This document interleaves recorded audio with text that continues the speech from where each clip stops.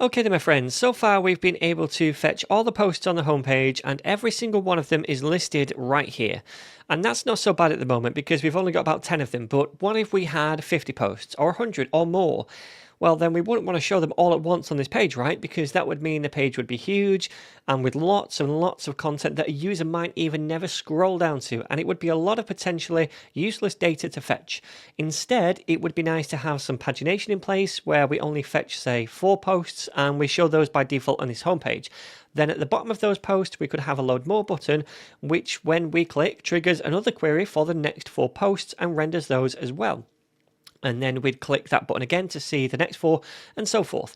So we're going to start this process in this lesson by updating the query to fetch the posts, which implements this kind of pagination behavior. And then in the next lesson, we'll finish the process by updating the homepage to implement that new query. To start with, I'm going to head back to the Hygraph Studio and to the API Playground to explore how we can put this kind of paginated query together.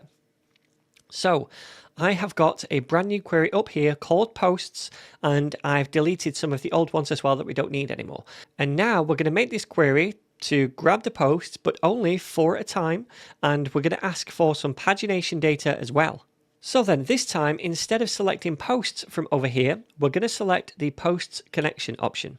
And for every data model that we add to Hygraph, we get this model connection option automatically added to the GraphQL API for us.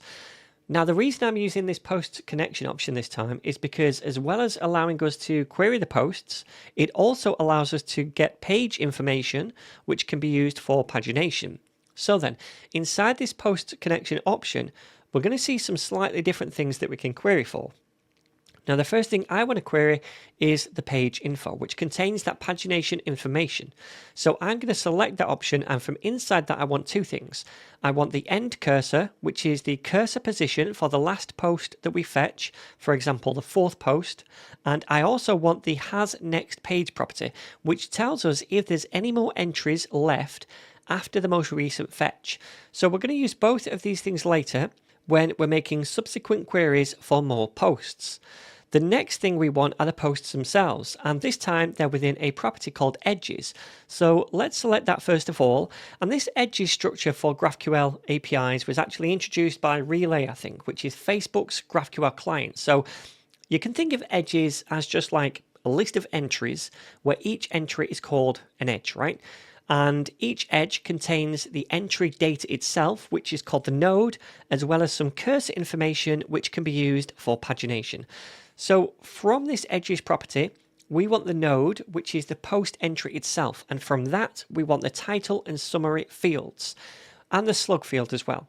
So let's select all of those. Oh, and also we want the thumbnail field, and from that we want the URL of the thumbnail, which again we won't be using yet, but we will be doing later on. Okay, so now we've got this general query now, and if we hit this play button to test it, we should see a response which includes all those posts. But also at the top, we should see this page info, which includes an end cursor and a has next page property. Now currently that has next page is false, and that's because we fetched all 10 posts in this query, so naturally there's no next page of data. But if we limit the query to X number of posts, we should see that change. So what I'm going to do now is come back to these post connection filters to add a maximum number of posts to fetch, and we can do that by adding this first filter and setting it equal to something like 4, and this means fetch me the first 4 posts. I also want to order these, so I'll click on the order by filter and order them by published at date in descending order. So if we run this query again, we should see that now we only get back 4 posts, and the has next page value is true this time because there are more posts available.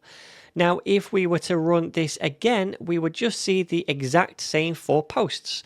So how do we set this query up to fetch the next set of 4 posts? Well, we can use another filter, which is called after, and the value of this filter should be a cursor. So remember, in our query, we also asked for the end cursor, right? And that's the cursor of the last post in this set of 4. And we can see that cursor over here at the top of this response. So we could grab that cursor, right? Copy it and paste it right here as the value. And now if we were to run this query again, it should get us the next 4 posts after these initial 4, which when we run the query, we should hopefully see. Awesome. So in essence, when we're using this query in the project, we need to be able to keep hold of the end cursor, right? And then pass that into the query when we want to fetch the next page of posts. And we'll do that by setting the end cursor up as a query variable.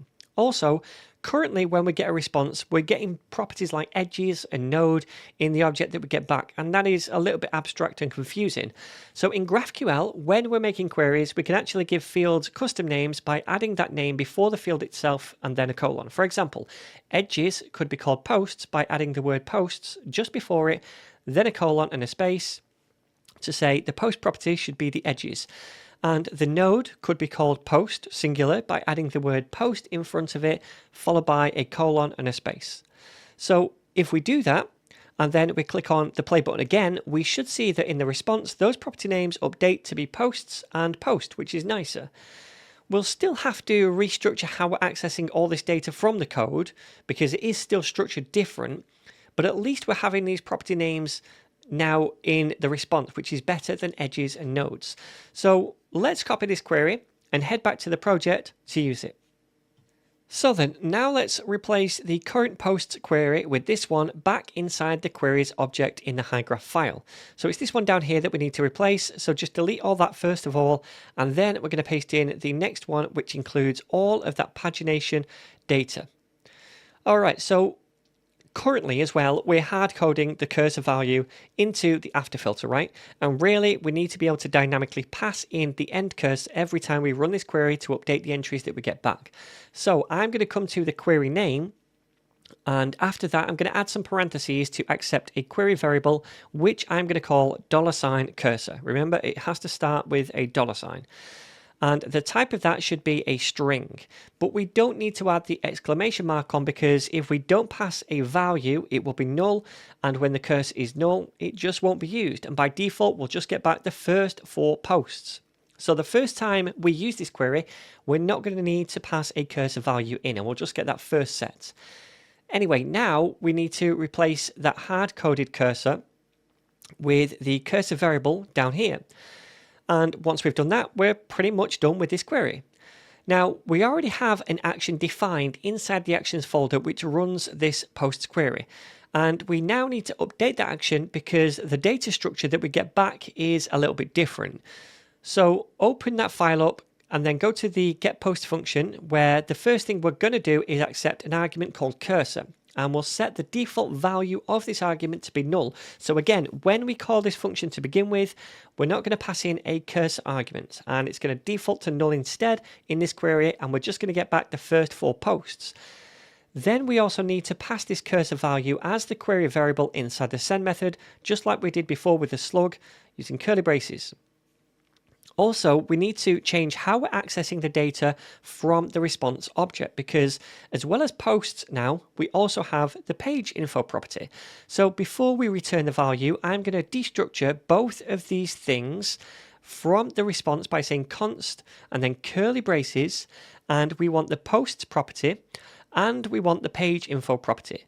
And we set this equal to response and then dot posts connection, because that's the property we're querying now, not the posts one. All right. If we go back to the query itself over in the other file, we can see the root property is the posts connection one. That's why we need to do that. All right, so back in the action then, down here, we can return an object instead, which contains the posts property and the page info property. And then that's all we need to do in this action. But we also now need to update how we access the posts from this action in the home page, because we're no longer just returning the posts, we're returning an object with the posts property inside it. So then let's go back to the home page where we currently invoke this action, and we're storing the return value in this constant called posts. But like I just said, this return value is now an object with 2 properties on it, posts and page info. So we just need to destructure the posts from the response using curly braces instead. And later, we're also going to be destructuring the page info as well. But for now, this is all we need. And since to begin with, we're not passing a cursor value into this function call, it defaults to null in the query, which means we're just going to get that first batch of posts. Okay then, so we're still passing in the same posts array into the post list component as the initial posts prop. That doesn't need to change. But we do need to update the post list component in just one place. So let's open that file up from within the components folder. And inside this file, we need to make just one simple change where we map through the posts array and output some template for each post, because each item inside that posts array is no longer just a post object directly, but it's an edge object. Remember, we talked about edges and nodes before, right? Well, this post array right here is an array of edges, and edges contain the node itself, the post, and the other cursor information as well. So all we need to do is destructure the post property from the edge object inside this map function. And now this will work exactly the same way. So let's just quickly recap. We've updated the query to get the posts by accessing the posts connection this time, which includes extra page information for pagination.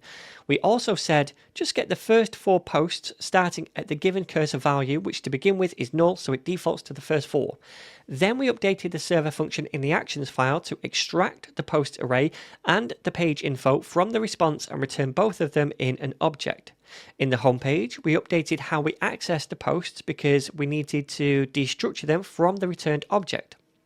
And finally, in the post list component, we updated how we accessed each individual post from the edges inside that array by destructuring the post value right here. So then we've updated all that, and everything currently should work almost exactly the same way, except we're asking now only for the first 4 posts. And in the browser, we can see that everything does still work, and we're just getting those first 4 posts. Awesome. So we've set the query up and we're fetching the initial batch of posts, but we've not yet implemented any kind of real pagination beyond this. So in the next lesson, we'll be making it so that when we click on this button, we trigger another query using the end cursor as the cursor variable value to fetch the next 4 posts, and then the next 4 after that, and so forth.